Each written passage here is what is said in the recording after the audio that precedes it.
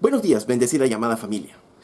Estamos en nuestro estudio del libro de Efesios y habíamos visto en los videos anteriores cómo en esta primera porción de Efesios Dios nos ha bendecido a los creyentes con toda bendición espiritual.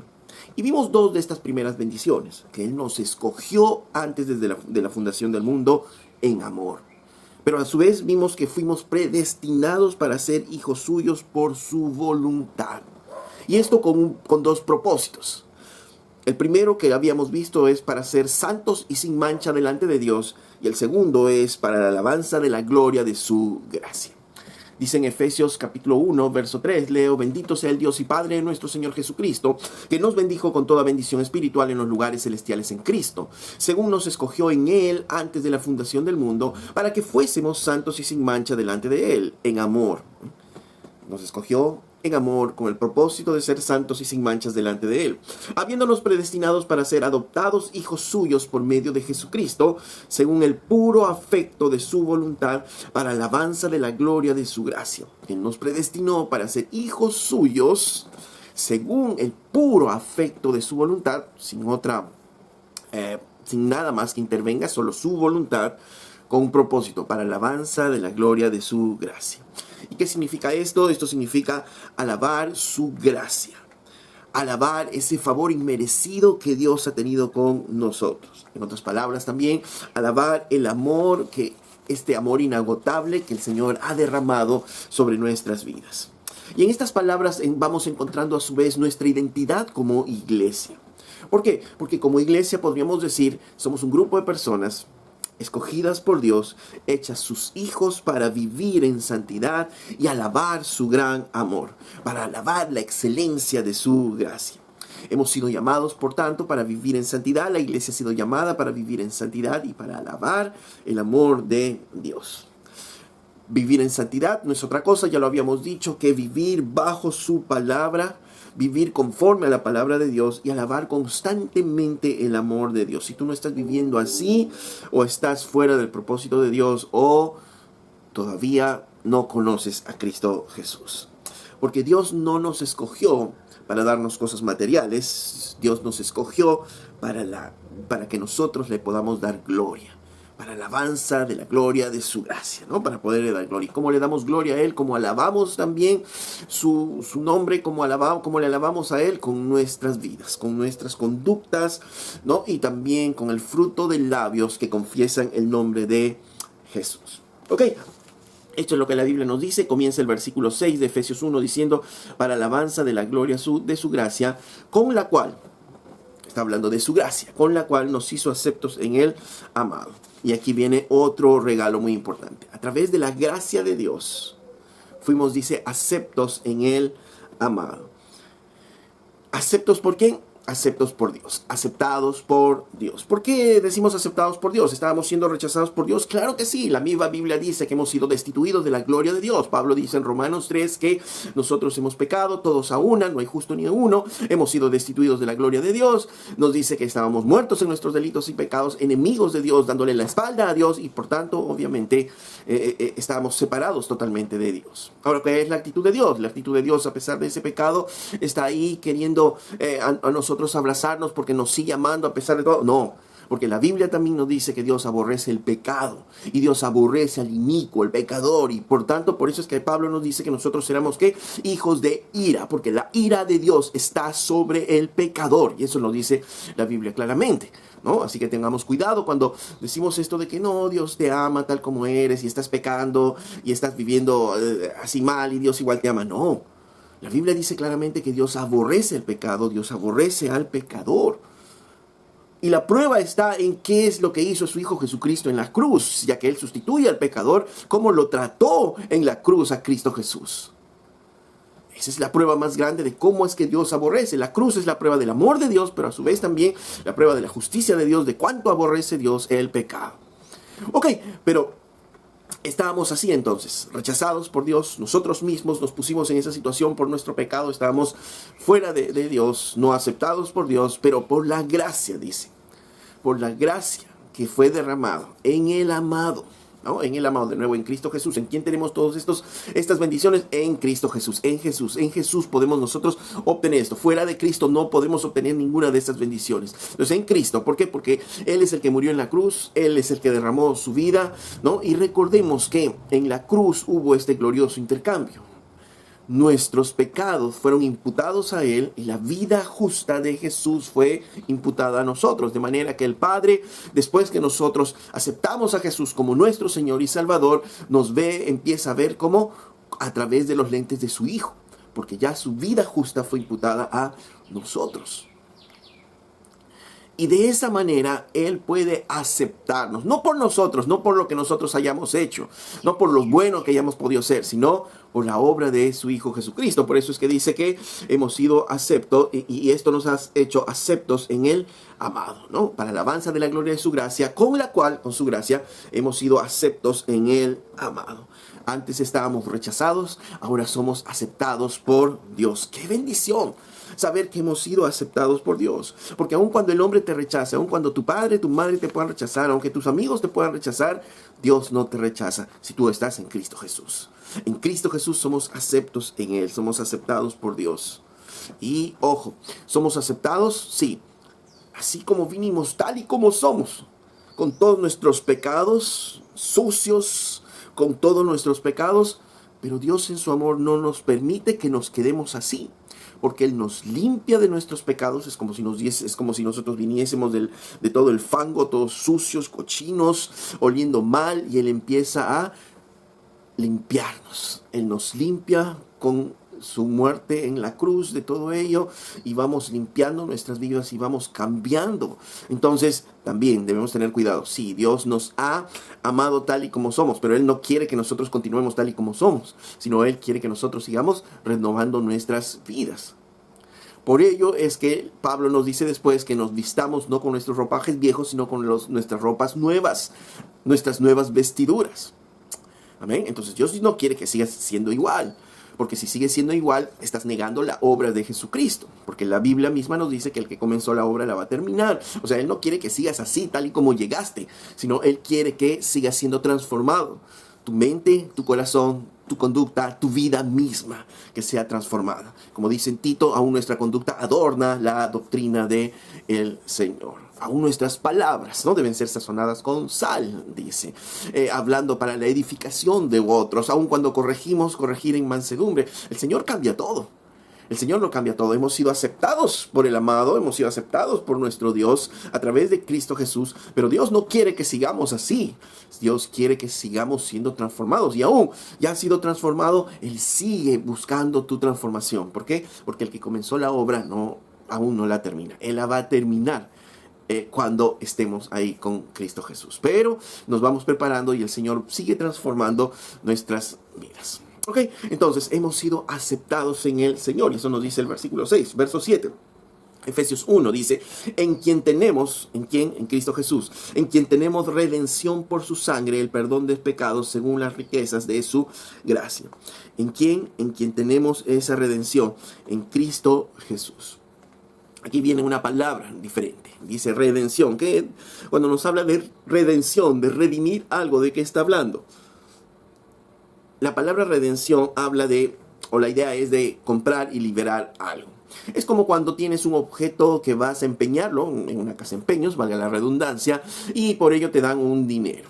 Ese objeto no es tuyo hasta que tú no vuelvas a pagar, el objeto está guardado en la casa de empeños y luego tú vas con este pago y rescatas ese objeto y obviamente ya lo tienes ahora libre de esa casa de empeño y puedes usarlo como tú quieras. Entonces esa es la idea de comprar y de liberar. ¿Por qué? Porque la Biblia nos enseña que nosotros éramos esclavos. Estábamos esclavizados en nuestros delitos y pecados. El hombre no es libre. El hombre es un esclavo del pecado. La Biblia nos enseña 3 formas de hacernos esclavos. Una es por nacimiento, ¿no? Recordemos que los esclavos que nacían en medio de la esclavitud seguían siendo esclavos, los hijos de los esclavos eran esclavos, se hacían esclavos por conquista, es decir, si un pueblo vencía a otro pueblo, entonces el pueblo que perdió se hacía siervo del que ganó, y muchas veces los hacían esclavos, inclusive los vendían. Y lo tercero que ocurría en esos tiempos, recordemos, es que mucha gente se hacía esclavo por deudas, ¿no?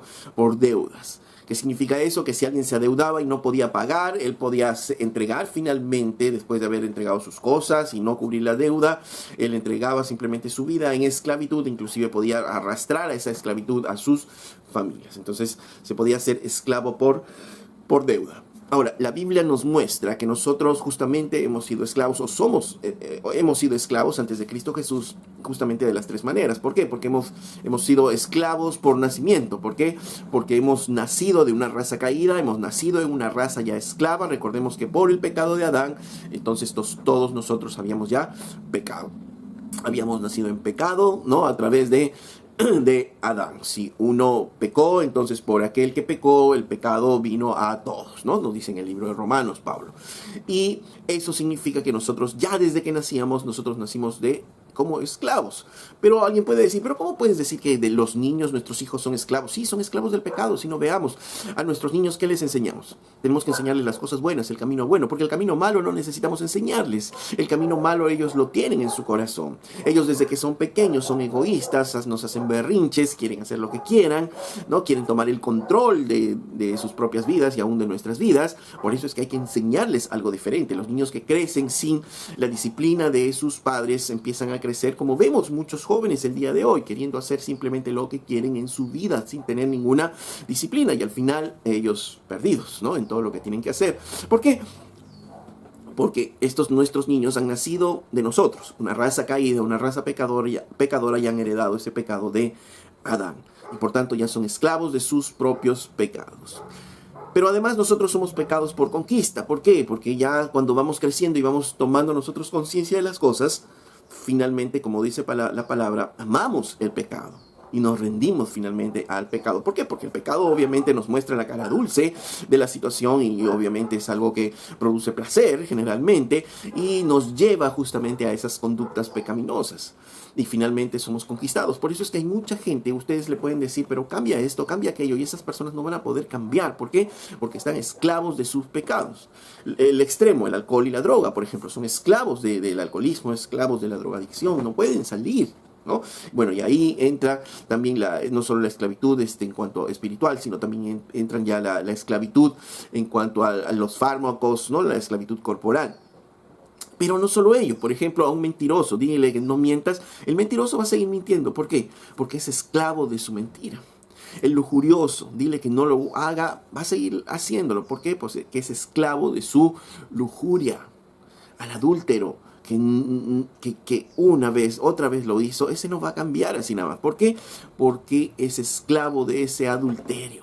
Y así, las personas no van a cambiar si no es a través de Cristo Jesús. Intentarán, pondrán una fachada, pondrán todo lo que quieran, pero siguen siendo esclavos de ese pecado o de esos pecados, ¿no? Y cada uno de nosotros hemos venido así. La Biblia misma dice que nosotros hemos sido libertados justamente del pecado de la esclavitud. Se rompieron las cadenas en Cristo Jesús cuando nosotros le dijimos sí, pero éramos esclavos porque el pecado nos había conquistado.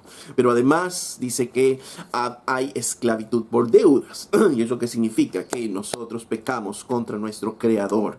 Nuestro Creador nos dio una manera de vivir, nos dio un manual, por decirlo así, de una forma como Dios quería que vivamos, pero a nosotros no nos interesó, le dimos la espalda y nosotros vivimos conforme a nuestros propios pensamientos, a como nosotros pensábamos que debería ser la vida. Y entonces cada vez que pecamos, ¿no? Nuestra deuda se empezaba a acumular con el Señor. Así es que, por eso es que dice Pablo que ¿por qué es que Dios no destruye a la humanidad? Es porque Dios está acumulando ira para el día de la ira. Si alguien sigue viviendo y muere sin Cristo Jesús, tiene una gran deuda infinita con Dios que lo tiene que pagar. ¿Y dónde lo va a pagar? Pues en la eternidad, en el infierno eterno. Pero los que están en Cristo Jesús, ¿quién pagó ya esa deuda infinita? Esa deuda infinita fue pagada en la cruz por Cristo Jesús. Ok, entonces hemos sido esclavos de nacimiento, hemos sido esclavos por ser conquistados, hemos sido esclavos por una gran deuda que teníamos con Dios, por tanto, esclavos de nuestro pecado, ¿no? Y de esa esclavitud es que Jesucristo pagó. ¿Y qué pagó? Efesios mismo lo dice, en quien tenemos redención por su sangre. Por su sangre fuimos redimidos, por su sangre fuimos liberados de la esclavitud. Y cuando hablamos de su sangre, estamos hablando obviamente de la muerte que tuvo Cristo en la cruz, ¿no? La redención en su sangre, ¿no? Significa que la redención por la muerte de Cristo Jesús en la cruz, ¿no? Porque Él ahí pagó el precio por nuestra libertad. Y ojo, no le pagó este precio a Satanás, sino le pagó el precio ¿a quién? Al Padre. Porque el Padre demandaba justicia contra nosotros por nuestro pecado.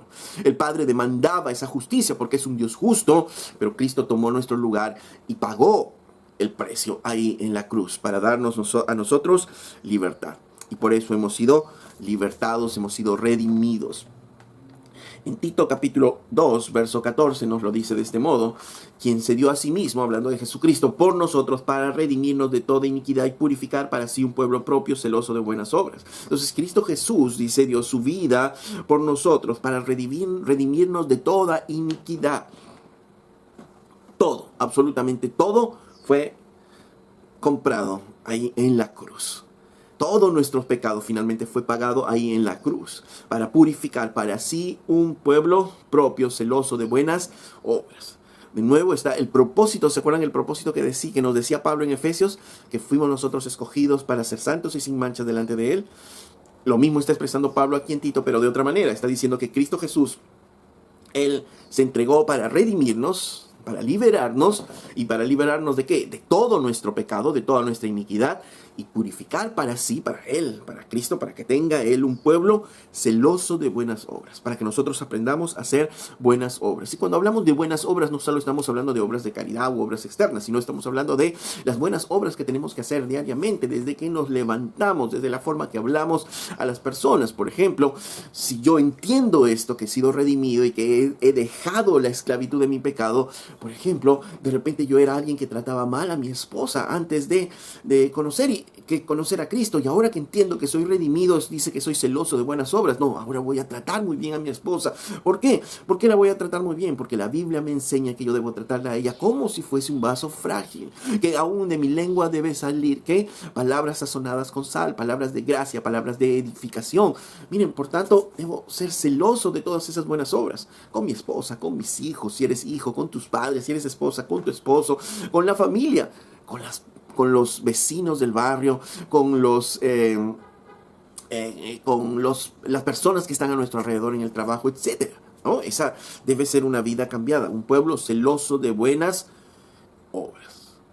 Dice en 1 Pedro capítulo 1, verso 18: sabiendo que fuisteis rescatados de vuestra vana manera de vivir, la cual recibisteis de vuestros padres, no con cosas corruptibles como oro o plata, sino con la sangre preciosa de Cristo, como de un cordero sin mancha y sin contaminación. Ok, dice, fuiste redimido. ¿Por qué? Por Cristo Jesús.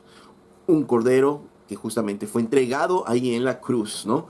Nuestro Cristo, un cordero sin mancha y sin contaminación. Pero Pablo nos recuerda algo. Recuerda que fuiste rescatado de tu vana manera de vivir, de tu absurda manera de vivir. ¿Y cómo heredaste esa absurda manera de vivir? La cual dice, recibisteis de vuestros padres. ¿Por qué? Porque si vuestros padres no conocen la Biblia y no te criaron conforme a la palabra de Dios, te pueden haber criado lo mejor que puedan haber hecho, pero sin la palabra de Dios definitivamente te criaron en cosas vanas, en cosas absurdas de repente, o lo más importante, como el famoso dicho, ¿no? Lo más importante que te voy a dar son tus estudios, ¿no? Y uno crece pensando y diciendo, este es el tesoro más valioso, mis estudios, y empiezo a atesorar, y empiezo a valorar, y empiezo a adorar mis estudios, ¿no? Pero, por ejemplo, esa es una vana manera de vivir, ¿no? Pensar que ese es el tesoro más grande, absurdo. Otros de repente padres crían de repente en el machismo y ya están los varoncitos están en la época de la adolescencia y les empiezan a decir a sus hijos, mira, tú eres varón, tienes que tener muchas novias, tienes que tener muchas mujeres para poder decidir entre las cuales. O a la mujer le comienzan a decir, mira, acuérdate que tú eres mujer, tienes que estudiar, tienes que ser empoderada, tienes que triunfar en la vida, no se te ocurra casar, tener hijos, porque si no, te vas a atascar, ya cuando seas profesional, cuando estés lograda en toda la cumbre de tu éxito, recién piensa en casarte, ¿no? Y cosas por el estilo. Hemos sido criados muchas veces, recibimos esta absurda manera de vivir, pero hemos sido liberados de todo ello. Por tanto, nadie puede decir, no, en mi casa me criaron así, yo soy así. No. Hemos sido ya liberados de esa manera de vivir. Hemos sido liberados de esos pensamientos. ¿Para qué? Para que ahora seamos impregnados justamente por los pensamientos de Cristo Jesús. Ya vino la luz a nuestras vidas y tenemos que renovar nuestro entendimiento por la palabra del Señor. Recordemos que nosotros en esta absurda manera de vivir estábamos destinados caminando hacia el infierno. Pero el Señor nos rescató, ¿no? Estábamos esclavos de nuestro pecado, pero el Señor nos rescató. Muchas veces cuando estábamos en el mundo estábamos tan ciegos, ¿no? Que pensábamos nosotros que actuábamos libremente, y eso es lo que pasa. Muchas veces las personas dicen: no, yo actúo libremente, yo soy libre y puedo actuar como yo quiera, yo puedo usar mi cuerpo como yo quiera, inclusive, y ese es el argumento inclusive para en estos días para la homosexualidad, el argumento para el aborto, ¿no? ¿Por qué? Porque dicen: este es mi cuerpo y yo hago con mi cuerpo lo que quiero, es mi pensamiento, yo voy a pensar lo que quiero. Oh, cuidado. No nos damos cuenta que antes estábamos esclavos del pecado y teníamos una venda tan grande en los ojos que ni nos dábamos cuenta que éramos esclavos. Pero solo cuando leemos las Escrituras nos damos cuenta de la esclavitud en la que nosotros andábamos. Pero ahora mira, en 1 Corintios capítulo 1 Corintios capítulo 6, verso 19, Pablo nos dice esto: ¿o ignoráis que vuestro cuerpo es templo del Espíritu Santo, el cual está en vosotros, el cual tenéis de Dios y no sois vuestros? Dice: ¿ignoras que tu cuerpo ya no es tuyo, sino que es de Dios? Ya el creyente no puede decir: no, este es mi cuerpo, yo hago lo que quiero. No, porque ya no es tu cuerpo. ¿Por qué? Dice verso 20: porque habéis sido comprados por precio. Glorificad pues a Dios en vuestro cuerpo y en vuestro espíritu, los cuales son de Dios. Te doy una noticia: tu cuerpo ya no es tu cuerpo es de Dios. Tu vida interna ya no es tuya, ahora es de Dios, si es que has sido comprado por la sangre de Jesucristo, si es que tú le has dicho sí a Cristo. Por tanto, ya no podemos decir, ya no podemos argumentar: no, esta es mi vida, yo hago con mi vida lo que quiero, yo pienso como quiero. No, ya no, porque ahora hemos sido comprados por un precio. Hemos sido redimidos de nuestra esclavitud en el pecado, pero ahora hemos pasado al otro lado. ¿A qué? A poder nosotros entregar todo lo que tenemos y todo lo que somos al Señor.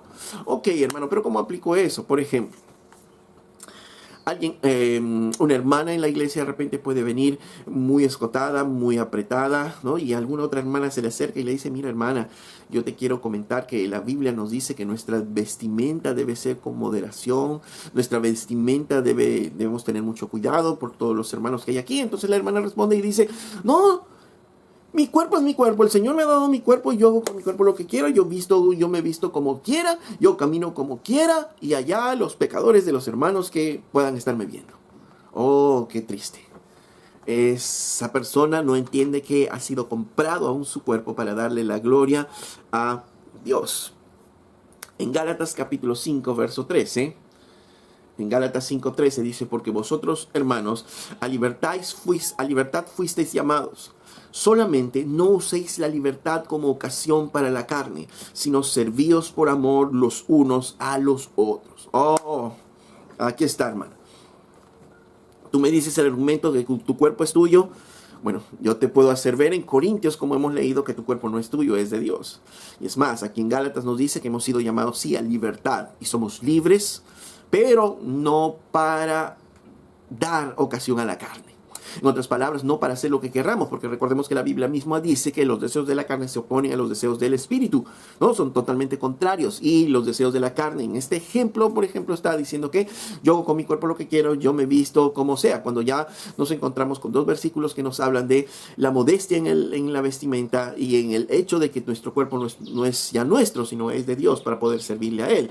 Y ahora en Gálatas nos dice: si no usemos esta libertad como ocasión para la carne, sino servíos por amor los unos a los otros. En otras palabras, en este ejemplo que dimos, hermana, con tu vestimenta también tienes que servir al Señor. Y no solo al Señor, sino servir los unos a los otros. Dice: porque toda la ley en esta palabra se cumple, amarás a tu prójimo como a ti mismo. Entonces, tu cuerpo aún debe ser usado. ¿Para qué? Para poder servir a los demás. Y por tanto, esa vestimenta tiene que cambiar para poder servir a los hermanos. No llevándoles al pecado, no llevándoles a mirar, sino todo lo contrario. Miren, solo un ejemplo de vestimenta, cómo podemos aplicar esta gran realidad de que hemos sido redimidos por el Señor, hemos sido libertados, no para hacer con nosotros lo que nosotros querramos, sino para servirnos unos a otros. Ahora, Yo sé que muchas veces hemos visto predicadores de diferente tipo, pero imagínense los que puedan conocerme, ¿no? Y yo de aquí a unos meses vengo con el pelo largo, todo suelto, ¿no? Y estoy ahí con unos aretes aquí, y alguien puede decir, pero hermano, no tiene nada que ver el pelo largo, no tiene nada que ver los aretes. Sí, es cierto, eso no va a tener que ver con mi salvación, no tiene nada que ver con mi vida en santidad, ok. Pero sí es algo muy importante. Dice aquí que no debemos dar ocasión a la carne, sino debemos servirnos unos a otros. Por ejemplo, en mi posición, cuando ustedes me ven, cuando los jóvenes me puedan ver, cuando los niños me puedan ver, ¿qué es lo que van a ver? Recordemos que ellos están creciendo en una cultura en la cual les están diciendo el azul y el rosado es lo mismo, ¿no? El vestido y el pantalón es lo mismo. Te pones vestido, te pones pantalón, es vestido. En donde se está tratando de confundir en sus identidades y confundir entre ellos. Entonces, si ya vienen de un mundo en el cual están tratando de confundirles, si yo, a través de mi carnalidad, o sea, a través de lo que yo quiero hacer con mi cuerpo, les voy a mostrar, por ejemplo, a estos niños que sí es cierto, yo puedo hacer lo que quiera y el cabello largo lo puedo usar como quiera, lo puedo mover como quiera, porque no hay problema. Puedo usar los aretes y todo eso y no hay problema. Entonces, estoy sirviéndoles a ellos, contribuyendo a que puedan tener una identidad clara, como la Biblia nos dice. No, recordemos que aún desde el Antiguo Testamento Dios marcaba una identidad clara entre el varón y la mujer. Y si bien es cierto, de acuerdo a la cultura, eso se va a ir marcando, pero estamos en una cultura muy peligrosa en la cual se está tratando de borrar esas líneas entre esta identidad, de manera que el niño y el joven cuando va creciendo ya no va encontrando diferencias. Pero entonces tenemos que marcar, si queremos servir con nuestro cuerpo, una de las maneras es marcar claramente una identidad con nuestra forma de vestir, con nuestra forma de ser. Por ejemplo, entre otros ejemplos, el poder servirnos, el poder ayudarnos, no con nuestro cuerpo, poder acomodar las sillas, poder limpiar las cosas, etc. Pero ya no somos libres para hacer lo que queramos, sino para servir a otros, para servirnos unos a otros. 1 Corintios capítulo 7, verso 23, dice, por precio fuisteis comprados, no os hagáis esclavos de los hombres. Y dice esto de nuevo, dice, no os hacéis esclavos de los hombres. Quiere decir, ya hemos sido hechos libres, ya Cristo nos ha redimido, el Señor nos ha regalado esta bendición espiritual de haber sido redimidos, de haber sido comprados, y hemos visto, no para hacer lo que querramos, sino para caminar en santidad como Dios quiere, sirviéndonos unos a otros con nuestro cuerpo, o nuestro ser exterior y aún con todo nuestro ser interior. Hemos sido hechos libres, sin embargo, hay la posibilidad de que nosotros mismos nos entreguemos nuevamente al pecado. Porque el pecado va a estar tentando nuestras vidas. Y sí, hay la posibilidad de que nosotros caigamos en ello, pero si caemos, recuerda, no es porque sigues siendo esclavo, sino es porque tú quisiste hacerlo. Dice, por precio fuisteis comprados, no os hagáis esclavos de los hombres. Otra vez, no vuelvas a ello. Por ejemplo, si fui yo un pornógrafo antes, y de pronto ya estoy libre, yo sé que estoy libre, pero de pronto viene la tentación, estoy solo en casa, estoy frente al computador y empieza a venir una tentación muy grande de abrir páginas pornográficas. Ok, si no tienes a Cristo Jesús, definitivamente no vas a poder, eres esclavo y vas a volver a mirar la pornografía, definitivamente. Si eres creyente, tienes dos posibilidades, o una, caminas conforme a la libertad que ahora tienes y dices, no, yo ya estas cosas no las dejo atrás, y obviamente tienes que hacer algo, no vas a caer en esa tentación o estar metido en esa tentación, ¿no? Sino, si estás con ese deseo fuertemente, ¿qué es lo que vas a hacer? Apago el computador, salgo a la calle, me doy una vuelta, llamo a un hermano para poder conversar, para poder pedir ayuda, etcétera. Pero no me voy a quedar solo frente a ese computador con la gran posibilidad de caer en la tentación. No, porque yo ya soy libre para poder dejar todo ello. No es libertad para yo quedarme ahí para mi carne, no, sino para poder salir de ello, para poder vivir en santidad. He sido elegido para caminar en santidad, ¿no? Ok, entonces, pero la otra opción del creyente, ¿cuál es? La otra opción es ok, yo soy libre, tengo la posibilidad de dejarlo, pero decido yo entregarme a la esclavitud. Y levanto mis manos, pónganme cadenas y empiezo a ver otra vez la pornografía. Tengo esas dos opciones en mi vida, en los creyentes. Los que no creen en Cristo Jesús, sí, definitivamente van a volver a hacerlo. Porque están esclavos. Pero a nosotros Pablo nos dice, el Señor nos dice a través de Pablo, nos dice, pero no nos hagamos otra vez esclavos de los hombres. pecadores. El mundo entero está en esclavitud, pero nosotros tenemos esta gran bendición de haber sido redimidos por el Señor. ¿Amén? Muy bien, entonces recordemos que hemos sido elegidos desde antes de la fundación del mundo, hemos sido predestinados para ser hechos hijos de Dios, hemos sido aceptos en el amado, hemos sido redimidos por la sangre de Jesucristo, y nos sigue diciendo aquí la Biblia. En el verso 7 volvemos a leer: en quien tenemos redención por su sangre, el perdón de pecados, según las riquezas de su gracia. Y esta frase nos hace recordar algo muy importante, que no hay pecado que el Señor no pueda perdonar. Dice, según las riquezas de su gracia, y su gracia es infinita, su gracia es grande. Él puede perdonar todo pecado, Él puede redimirnos, ¿no? Recuerdan que dice, en quien tenemos redención por su sangre, el perdón de pecados, según las riquezas de su gracia. Nadie puede decir, yo he pecado tanto que Dios no me va a perdonar, no. Todo pecado puede ser perdonado en la cruz. Todo puede ser perdonado. ¿Por qué? Por la riqueza de su abundante gracia. Por tanto, cada vez que nosotros nos acercamos a la cruz, vamos a ir descubriendo lo pecadores que somos. Y esto es algo que nos pasa a los creyentes, ¿no? Seguramente te ha pasado a ti. Mientras más nos acercamos a la cruz, mientras más pasa el tiempo y vamos madurando en el Señor, más pecadores nos sentimos que habíamos sido y que somos todavía. Y hay la tentación de poder venir culpabilidad. Nosotros decir, pero ¿cómo no me di cuenta de lo pecador que había sido yo? Y hice esto. Y no, recuerda que hemos sido perdonados. ¿Por qué? Por las riquezas de su gracia. Todo pecado ha sido perdonado. Por tanto, tú como creyente ya no puedes decir, ¿y me habrá perdonado de esto el Señor? Y yo recuerdo ahora, ¿y me habrá perdonado de esto? Pues sí, pues puedes tener la seguridad. Si has pedido perdón a Cristo Jesús, Él perdona. Él perdona. Amén. Entonces, ¿por qué? Porque no hay ningún pecado que nos pueda ser perdonado. Pablo mismo decía, yo he sido uno de los más grandes pecadores. Recuerden que él, antes de convertirse al Señor, él persiguió a la iglesia, consintió la muerte de muchos, como Esteban. Dejó a muchas familias rotas, ¿no? Divididas. Llevó preso a muchos cristianos, ¿no? Etcétera. Y por tanto, él se consideraba el peor de todos los pecadores. Pero él mismo escribe, inspirado por el Espíritu Santo, que fue perdonado, porque la gracia de Dios es infinita. Las riquezas de su gracia son infinitas. No hay pecado que no pueda ser perdonado. En Miqueas capítulo 7, verso 18, solo para recordarnos, dice, que Dios como tú, que perdona la maldad y olvida el pecado del remanente de su heredad, no retuvo para siempre su enojo, porque se deleita en misericordia. Él volverá a tener misericordia de nosotros, sepultará nuestras iniquidades y echará en lo profundo del mar todos nuestros pecados, ¿no? Y este echar en lo profundo del mar habla de del infinito, ¿no? En la cual Dios ya ha dejado nuestro pecado atrás.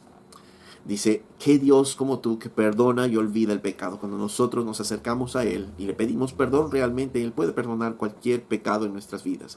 No retuvo para siempre su enojo, ¿no? Recuerda, acá nos vuelve a recordar en Miqueas que Dios estaba enojado con nosotros, pero no retiene para siempre su enojo, porque Él se deleita en misericordia. Pero no porque no hagamos nada, sino cuando nos acercamos a Él. Dice, Él volverá a tener misericordia de nosotros, sepultará nuestras iniquidades. ¿Quién nos redimió de toda iniquidad? Cristo Jesús por su sangre, recordemos. Él sepultará nuestras iniquidades y echará en lo profundo del mar nuestros pecados. Así es que no hay pecado que no pueda ser perdonado, hermano. No hay ningún argumento que se pueda levantar contra ti. Si has encontrado a Cristo Jesús, puedes estar seguro de que todos tus pecados han sido perdonados. Ok, entonces continuamos leyendo. En Efesios dice, según las riquezas de su gracia, que hizo sobreabundar para con nosotros en toda sabiduría e inteligencia. Dice que Él nos hizo sobreabundar en toda sabiduría e inteligencia. Ok, entonces Dios nos ha hecho sabios e inteligentes. Oh, sí, qué bien. Entonces esto significa que yo no necesito estudiar para predicar la palabra de Dios, porque ya me ha hecho sabio e inteligente. Solo cojo la palabra de Dios y ahí viene el mensaje. No, eso no quiere decir. Quiere decir entonces que si yo soy un cristiano sabio e inteligente, entonces no voy a estudiar para mis exámenes de la universidad, del colegio. ¿Y por qué soy sabio e inteligente y solo le voy a orar y voy a pedir sabiduría al Señor? No, eso no quiere decir. Eso no nos está diciendo. Dice, de nuevo, leamos bien y leamos el versículo completo y más allá. Dice, el que hizo sobreabundar para con nosotros en toda sabiduría e inteligencia, dándonos a conocer el misterio de su voluntad. En otras palabras, ¿en qué el Señor nos ha dado sabiduría e inteligencia? En el conocer el misterio de su voluntad. ¿Por qué dice el misterio de su voluntad? Porque es algo que no ha sido revelado a todos. La revelación es completa en Dios. Dios ha revelado completamente su voluntad. ¿Y dónde está su voluntad? ¿Estamos esperando un profeta que nos diga cuál es la voluntad de Dios? No, toda su voluntad ha sido revelada ¿en qué? En la palabra de Dios. En la palabra de Dios ahí está toda su voluntad. Es más, conocemos cómo va a terminar esta historia. Conocemos cómo va a terminar el fin de los tiempos, cómo va a ser todo. Tal vez no los detalles, pero sí sabemos. Cristo va a ganar, Cristo va a tener la victoria.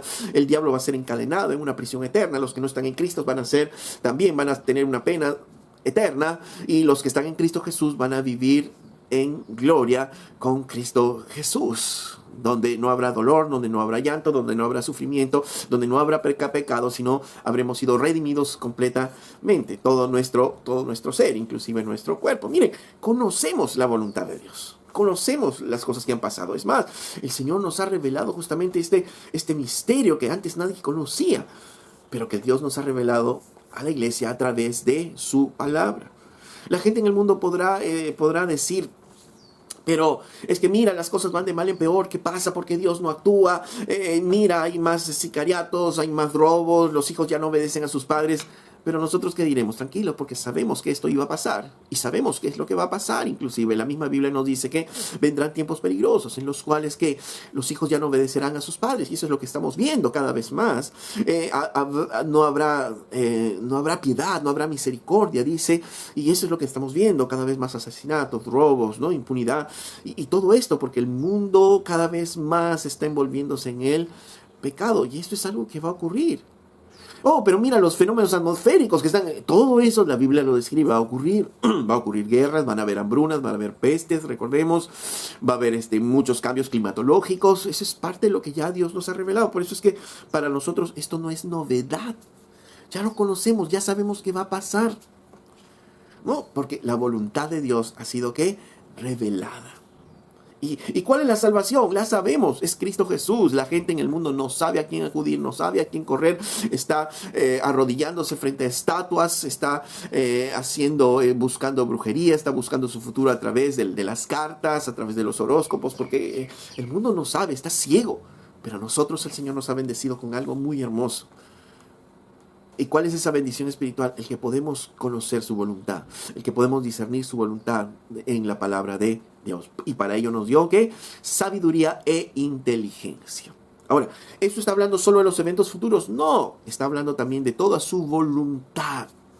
Por ejemplo, la Biblia nos dice de que nosotros como varones debemos amar a nuestra esposa, así como Cristo amó a la iglesia. Ahora, amar a tu esposa es totalmente diferente a amar a mi esposa. ¿Por qué? Porque estas dos mujeres son totalmente diferentes. Criadas de repente en culturas diferentes, en familias diferentes y de formas diferentes. Y a una tendrá una idea de cómo es ser amada y otra tendrá otra idea de cómo ser amada.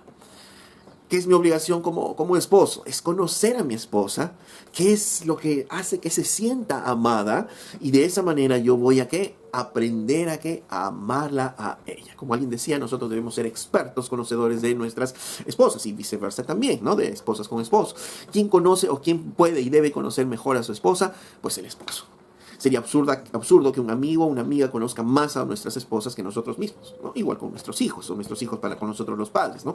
Sería absurdo, pero ¿quién nos conoce mejor? ¿A quién conocemos mejor? A nuestra esposa, nosotros mismos. Y si la conocemos mejor, no hay nadie que pueda darle mayor gozo o alegría que nosotros mismos al conocerla. Ahora, recordemos que somos imperfectos, que fallamos, por tanto debemos ser guiados con sabiduría e inteligencia, conforme a la voluntad de Dios. La voluntad de Dios es que yo ame a mi esposa. Ok, ya, conozco cómo ella es amada, empiezo a ser sabio. Ahora tengo que ser muy inteligente aún en las palabras que voy a decir. Alguien podrá decir, no, pero yo hablo las cosas claras, yo no tengo pelos en la lengua. Absurdo. Si estás hablando así nuevamente, estás volviendo ¿a qué? A hacerte esclavo de lo que eras antes. ¿Por qué? Porque la Biblia dice, por ejemplo, hablando de este punto, que nosotros debemos tratar a nuestras esposas como un vaso más frágil. No es que sean frágiles, no es que se puedan romper fácilmente, pero sí es nuestra obligación tratar a nuestra esposa como un vaso más frágil, o sea, delicadamente. 1. 2. Nuestras palabras deben ser sazonadas con sal para buscar que la mutua edificación. Por tanto, mis palabras, si no edifican, de nada sirve que yo hable así a mi esposa. Para nada, absurdo. Y es más, recordemos que si nosotros no tratamos bien a nuestras esposas, aún dice, como dice un versículo, nuestras oraciones no subirán del techo. Miren, eso necesitamos que sabiduría e inteligencia para poder llegar a nuestras esposas. Miren, es solo en un aspecto de la voluntad de Dios. Otro aspecto es con nuestros hijos. Y los que tienen varios hijos saben bien esto. Un hijo es diferente de otro hijo. A los hijos no podemos llegar de la misma manera. Tú quieres llegar de la misma manera de repente y ser drástico con ambos, con 2 o 3, no, porque van a responder a eso de diferentes maneras. De nuevo, tenemos que aprender a conocer a nuestros hijos. Y en el conocer a nuestros hijos, la voluntad de Dios, ¿cuál es? Es que yo les discipline y que yo esculpa sus corazones, ¿no? Yo talle en su corazón la palabra de Dios, ¿no? Pero todos van a aprender de manera diferente y es mi deber que conocer a mi hijo y poderle llevar con sabiduría e inteligencia la palabra de Dios. Se enoja y cuando se enojan nuestros hijos, uno puede actuar de una manera, otro actúa de otra y otro actúa de otra. Mi respuesta tiene que ser muy sabia e inteligente para ellos. ¿Para qué? Para disciplinarles y ellos aprendan ello, para ayudarles a ello y mostrarles también mi amor. Mire, solo en esos dos ejemplos necesitamos que sabiduría e inteligencia para hacer la voluntad de Dios. Porque si nosotros actuamos como el mundo actúa, entonces seguimos haciéndonos presos de nuestros propios delitos y, como Pablo dice, haciéndonos esclavos nosotros mismos del pecado. Entonces el Señor nos ha dado sabiduría e inteligencia para poder discernir entre lo que vamos a hacer. Y estoy hablando de las cosas cotidianas. Otro ejemplo, la Biblia dice que debemos que honrar a nuestras autoridades. Ok, ¿cómo lo voy a honrar? A mi jefe, a mi jefa, ¿no? En el trabajo, ¿cómo voy a honrar a mis pastores, ¿no? En la iglesia, y en todo eso debo tener que sabiduría e inteligencia, ¿no? No, es que yo hago las cosas como yo quiero, yo digo como lo que yo quiero. Absurdo. Si estás pensando así y hablando así, es que todavía hay inmadurez en ti y te falta leer la Biblia, definitivamente. Ok, y dice que Él nos ha dado sabiduría e inteligencia, otro regalo más que el Señor nos ha dado, ¿no? Él nos ha escogido desde antes de la fundación del mundo. Él nos ha predestinado para ser hechos sus hijos. Él nos ha hecho aceptos en el amado. Él nos ha redimido por su sangre, ¿no? El perdón de pecados. Ahora nos dice que Él nos ha dado toda inteligencia y sabiduría para conocer el misterio de su voluntad. Y seguimos leyendo, dice, según su beneplácito, según su propia voluntad, el cual se había propuesto en sí mismo, ¿no? Esa es parte de la voluntad de Dios, de reunir todas las cosas en Cristo, en la dispensación del cumplimiento de los tiempos, así los que están en los cielos como los que están en la tierra. Y decíamos, el Señor nos ha dado sabiduría e inteligencia para conocer la voluntad de Dios, el misterio de la voluntad de Dios. Y conocemos algo, y esto es lo que nos está revelando Pablo aquí. Nos está diciendo, nosotros conocemos algo, que al final de los tiempos todo va a estar a los pies de Cristo. Que en la dispensación del cumplimiento de los tiempos, todo lo que está en los cielos como lo que está en la tierra se van a reunir finalmente en Cristo. Y eso es lo que Pablo después nos dice en Filipenses, por ejemplo, cuando nos dice que al final toda lengua confesará que Cristo es el Señor y toda rodilla se doblará delante de Él. Todos lo van a hacer. Eso va a pasar.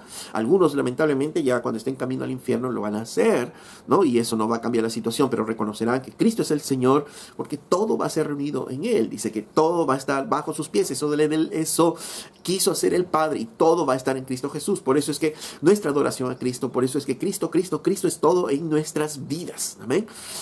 Tristemente hay algunas religiones, sectas que toman a Cristo Jesús como un buen profeta, como un buen hombre, como un sabio hombre que pasó por este tiempo, pero si no reconocen a Cristo Jesús están en igualdad de condiciones que aquellos que están viviendo en el mundo.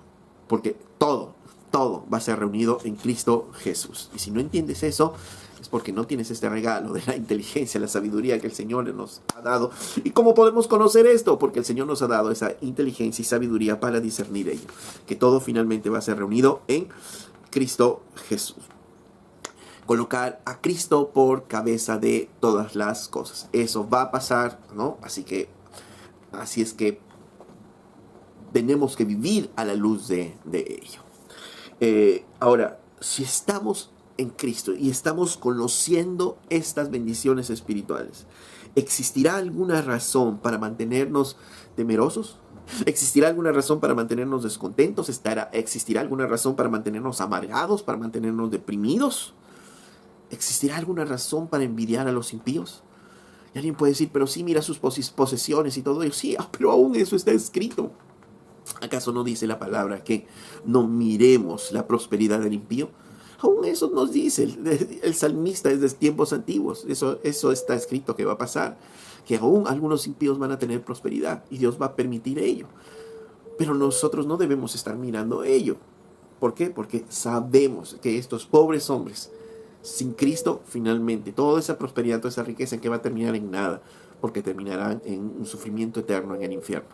Mas nosotros, aunque no tengamos mucho en esta vida, tenemos un tesoro glorioso allá en los cielos con Cristo Jesús. Entonces, ¿qué tenemos que envidiar al impío? Nada, no hay nada para envidiar. Si nosotros vivimos a la luz de estas verdades, nuestras vidas definitivamente podrán cambiar y podamos estar regocijados y regocijándonos en el Señor.